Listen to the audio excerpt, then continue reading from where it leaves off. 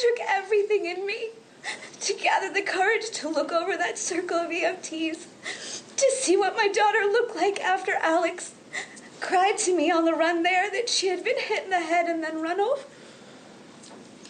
She was awake. She had woken up, I'm told, just before I arrived. Her beautiful face still looked the same, but the rest of her looked destroyed. She never spoke. She never looked at me again. She looked terrified and confused, like an animal caught in a trap. She struggled to breathe, panting. She screamed. When they loaded her on the stretcher into the ambulance, she screamed the whole way to the hospital. And so did I. She screamed until she started drowning in her own blood. She was gurgling. I could hear it. When they pulled her out of the ambulance, she was seizuring, looking at nothing, and making horrible noises in her throat. I screamed her name. It was the last time I saw her alive. I was alone when I was told she died. The same traffic that held up our ambulance caused her family to slowly trickle in to find out she died. I watched as they screamed and cried for her. I watched my mother find out that her only granddaughter she had prayed and wished so badly for, after 3 grandsons, was violently killed. I watched her father find out his firstborn child, the little girl who had made him a dad, was gone. I saw my dead little girl. She looked so small on that bed. When I kissed her little freckled nose, it was already so cold. I held her, cut and broken hands. I sobbed her name over and over again, telling her I was so sorry. I touched her all her broken parts because I needed to bear witness to her final fight. I needed her to know. So I told her how brave and tough she was. I had to tell her brothers that their little sister didn't make it. They wailed and sobbed. They asked to see her. Although I didn't let them, I was in awe of their bravery. They were only 9. I think of this number often when anyone mentions the age of the young man who killed my only daughter as an excuse for his actions. Logan Hetherington killed my daughter, Laila. He was on video that morning, carelessly rolling through multiple stop signs, taking his back way to work, the way that happened to be where my children lived. That intersection was just one work until it became the spot where he ran over a little girl in front of her family. Our little girl. I asked the boys, is there any way the driver didn't know he hit something? They were viciously adamant in their answer. No. They say when it struck her head, it sounded like a gunshot. They say that the truck took a noticeable bounce when it ran over her body, that he sped off nearly losing control and hitting a mailbox. I believe them. No one other than Logan will ever know what happened in that truck that morning, but I wish he did. I wish he had stopped. She was dying and her brothers were scared. She was dying. Logan's vehicle fractured her skull, herniating her brain. Her clavicle was fractured, tearing a major artery in her chest. His truck tore holes in her lungs, heart, kidneys, pancreas, and ruptured her spleen. He broke her ribs, right hip, and spine. As I stated before, she woke up. She was dying, and the man who killed her saw none of this. He doesn't have to carry the unbearable visions and sounds of that morning. Unlike Chase, Alex, and I, Logan didn't have to see her fight to live and fail. Knowing all this, you may ask how our family, how I, can choose the plea deal we have chosen. How we can offer such a short sentence while our family serves life. A life without her, just agonizing memories. To offer a choice when our family was never given a choice. When Laila was never given a choice. The truth is, it would be easier to hate Logan, but I don't. I'm so angry for the selfish, careless way he drove. I'm angry he left my boys to try and save their dying sister. I'm angry that every moment after her death was about him and self-preservation. I'm angry, but I'm a mother. And I don't see an evil man when I look at Logan. I see a scared young man who made stupid, selfish choices, as teenagers are known to do. I don't agree with many of the Hetheringtons' decisions, yet while these decisions may seem selfish to me, I understand they are afraid for their child. I know that fear. The terror of facing not seeing them for an extended period of time, the extreme desire to protect them from pain, both physical and emotional. I don't agree with their choices, but I understand them. Logan killed my daughter in a horribly violent manner, but he didn't mean to. He's not a murderer. His family's not evil, cold, or calculating. They're afraid. Although everyone in this room that knew her is so angry at the Hetheringtons, at Logan, we see them for what they really are, a family in pain, because we feel the same. We're afraid of living without Laila, as they are without Logan.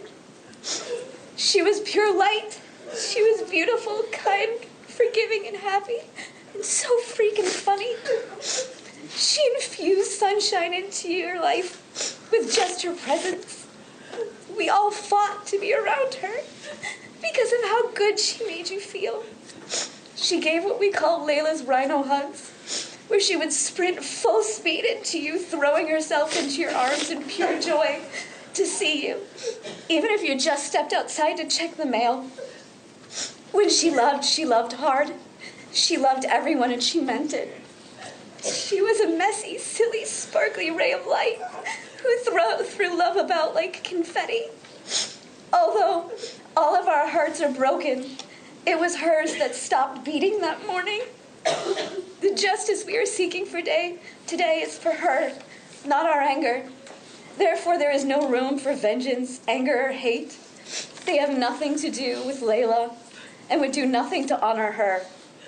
For those of you who had the benefit of witnessing my relationship with my daughter, you know she'd expect me to fix this. I can't, because I can't bring her back.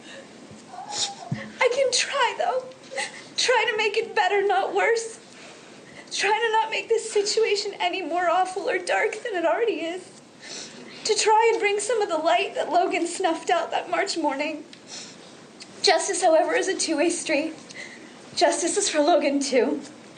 That's why we've settled on this plea deal.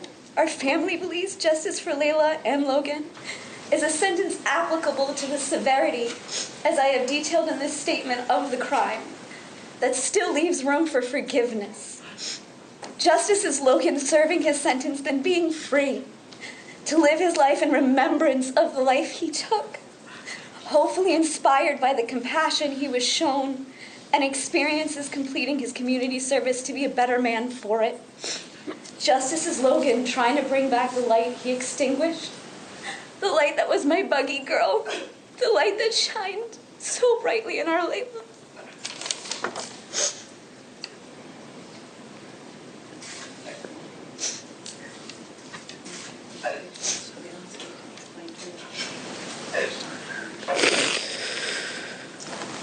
This is how best I knew Laila, that little smirk on her face.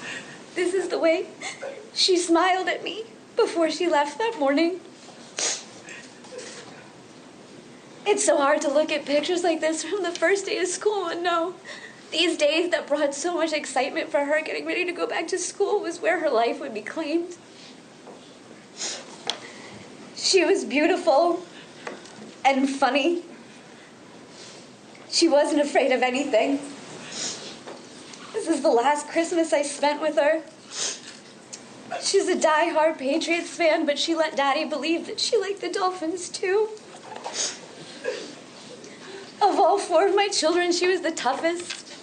If there were shots to be given, she'd take it first, even before her older brothers. Her older brothers, whom she loved very much.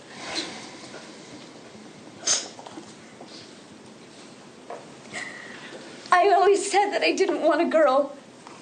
that I was satisfied with just boys. And then Laila came into my life and she showed me how wrong I was. I not only lost Laila, but I lost that whole dynamic of having a daughter that morning.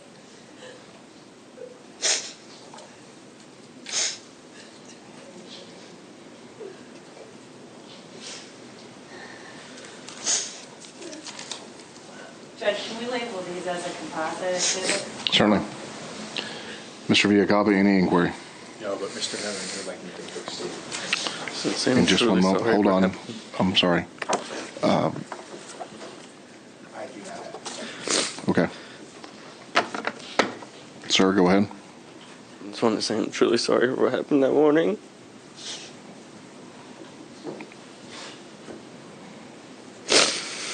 Thank you, ma'am. May I approach? Certainly. Any further witnesses from the state? Nothing further. Any witnesses from the defense?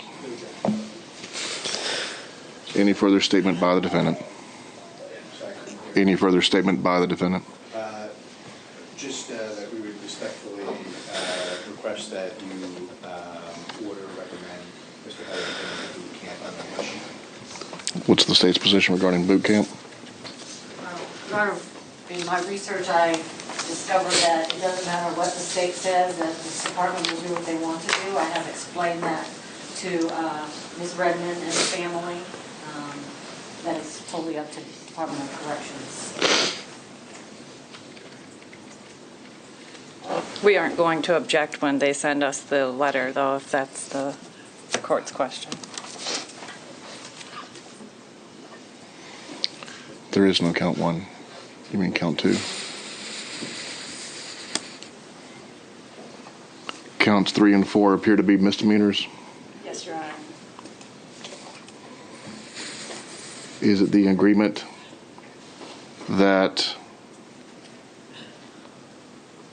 the defendant receive probation on those misdemeanors to run concurrent with the sentence as imposed, or to begin after his incarceration? We would just ask that the court impose credit time served for those. That is 2 days. Yes, Your Honor. Credit time served on 3 and 4.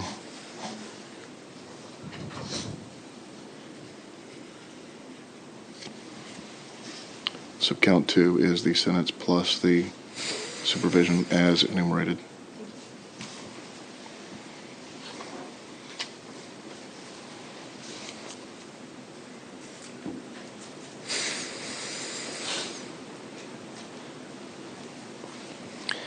Mr. Hetherington, the court's accepted your plea offer.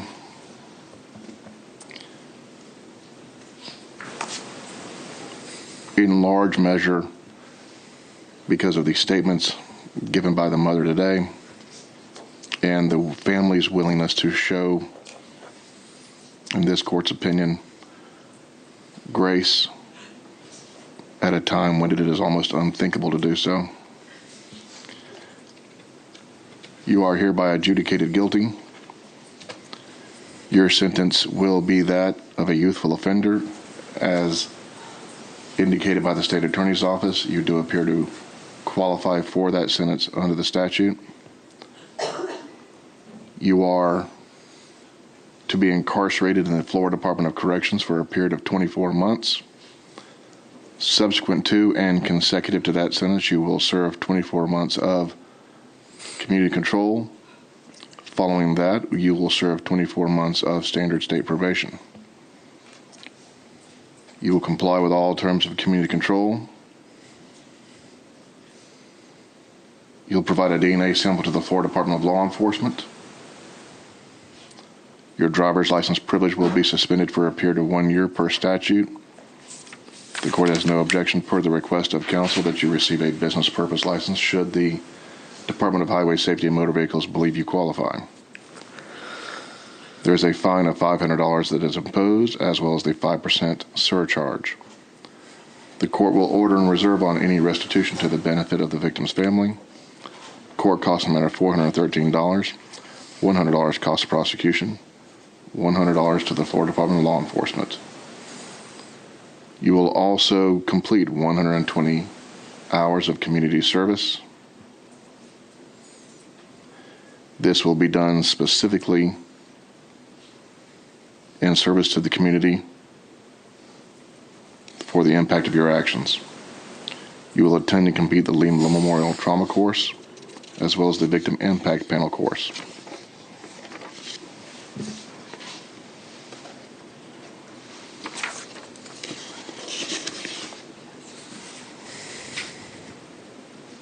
Has the defense waived the pre-sentence investigation? Yes, sir.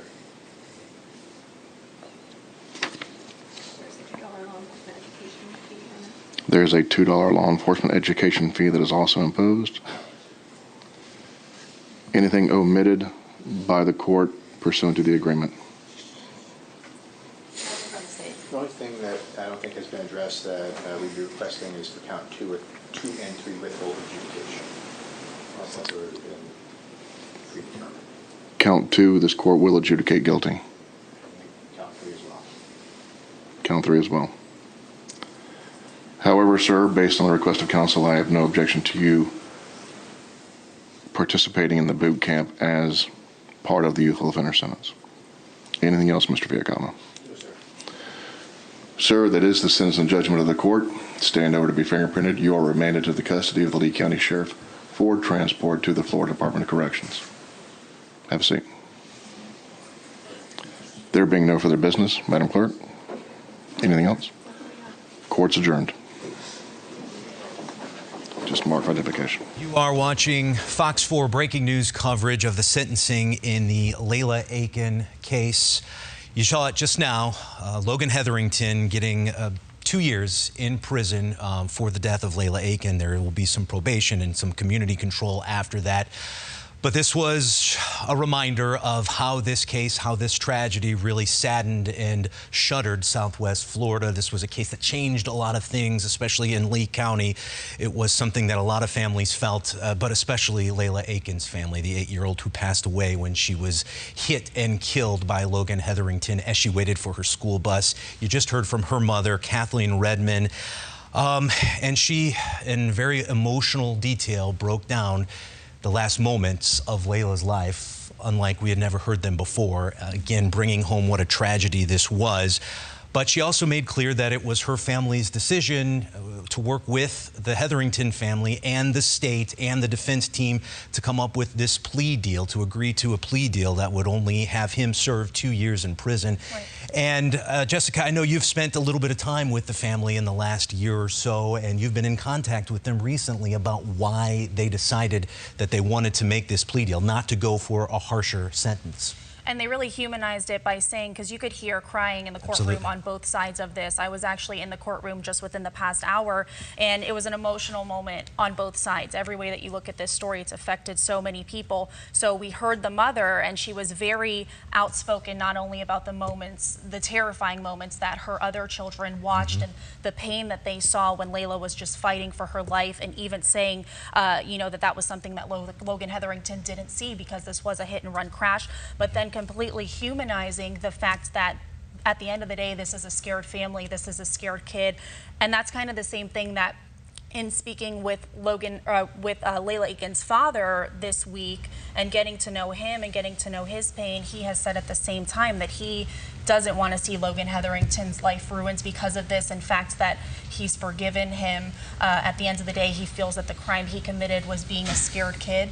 And so that was the message that we saw in court today during the impact statements as well from the mother. We also saw, I believe, the grandmother speak. Exactly. Some very emotional moment. And the mother said that the family does not believe that Logan Hetherington is a murderer. Right. They say that they can't fix what happened, they can't bring Laila back, but they can try to make things better, and part of that includes having him serve his time and then maybe coming out of prison and showing the compassion that the Aiken family is now showing the Hetherington family right now. I think for a lot of people this would be hard to imagine, and nobody wants to imagine going through what Laila's family has gone through, what her brothers, what her mother went through. They essentially watched her pass away that morning about a year ago. It's also hard to imagine, I would think, for a lot of people for them to come to the decision they've made, but you can tell they put a lot of thought into it, a lot of emotion into it. And I think the judge really put it best when he said they showed so much grace at a time where it was almost impossible to think about having grace. They definitely showed Logan Hetherington and the Hetherington family some grace with this decision that they've made. Again, you are watching Fox 4 breaking news coverage of the sentencing of Logan Hetherington in the death of Laila Aiken. He will get 2 years in prison. We'll have much more coverage of this breaking story tonight on Fox 4 News at 5 and 6. We'll see you then.